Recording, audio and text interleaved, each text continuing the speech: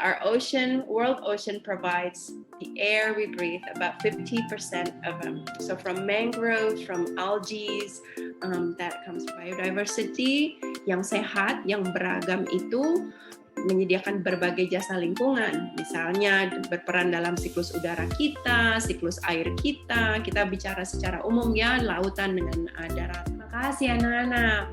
Jadi climate change itu satu masalah besar yang kita hadapi di darat maupun juga di laut. Climate change itu terjadi karena salah satunya penambangan hutan. Kadang-kadang penambangan hutan itu hutannya dibakar, akhirnya banyak karbon dioksida. Terus kalau kita naik mobil, itu kita menghasilkan karbon dioksida. Jadi kita ini sudah lama tuh naik kendaraan, banyak emisi karbon dioksida. Karbon dioksidanya itu terlepas di udara kita.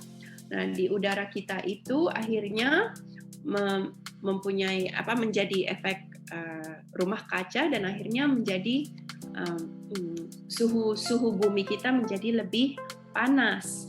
Nah, suhu di bumi kita lebih panas, begitu juga di laut.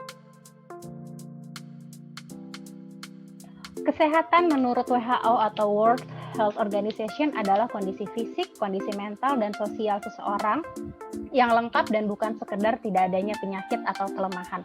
Artinya apabila seseorang tidak memiliki permasalahan di fisiknya, permasalahan mental, ataupun permasalahan sosial, itu bisa dikatakan seseorang tersebut sehat. Rasa cemas akan sesuatu hal ya, semua itu dapat berpengaruh kepada fisik kita. Tadinya kita cuma merasa takut, merasa cemas akan sesuatu hal, itu kan ada di pikiran kita ya.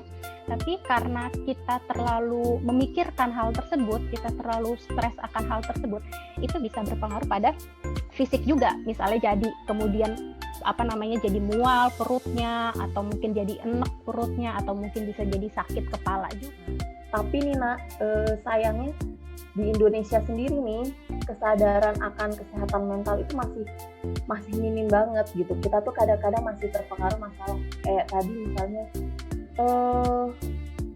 kita datang ke orang misalnya untuk bicara tentang aku kok merasa seperti ini ya, aku kok cemas terus ya, aku kok takut.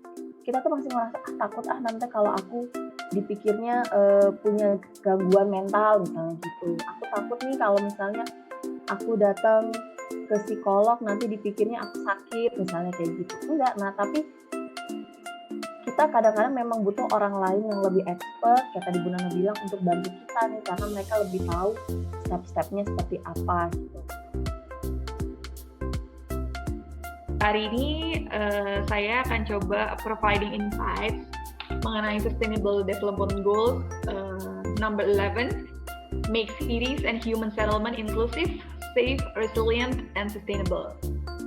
Jadi membangun kota dan pemukiman yang inklusif, aman, tahan lama, dan berkelanjutan. Mungkin adik-adik ini nih agak bertanya-tanya nih di sini nih. Inklusif itu apa sih? Nah, inklusif itu lawan katanya adalah eksklusif. Jadi sikap inklusif adalah sikap yang memandang positif pada perbedaan yang ada. Nah, ini tadi yang dijelaskan sebelumnya. Kota yang berkelanjutan berarti menciptakan peluang karir dan bisnis, perumahan yang aman dan terjangkau, serta membangun masyarakat dengan ekonomi yang tangguh. Nah, apa aja sih yang perlu dipikirin gitu? Salah satunya transportasi umum gitu, menciptakan ruang publik yang hijau dan meningkatkan perencanaan dan pengelolaan kota dengan cara yang partisipatif dan inklusif. Kalau aspek yang paling penting dalam sustainable cities dan communities itu apa ya, Kak? Aspek yang paling penting ya dalam sustainable cities and communities. Oke, jadi aspek yang paling penting itu yang harus jadi fokus kita dalam mewujudkan sustainable cities and communities itu ada 3 aspek ini tadi: people, planet, and profit. Itu yang harus jadi fokus. Jadi people buat manusianya itu harus aman, harus nyaman, harus inklusif. Itu kemudian planet harus menjaga lingkungan dengan baik, harus harus Cinta bisa lingkungan. mewujudkan, iya, cinta lingkungan gitu. Harus pokoknya semua yang kita lakukan itu harus mikirin lingkungan. Bagus nggak nih buat lingkungan? Bermanfaat nggak nih buat lingkungan? Gitu. Kemudian profit itu hubungannya dengan kemampuan ekonomi.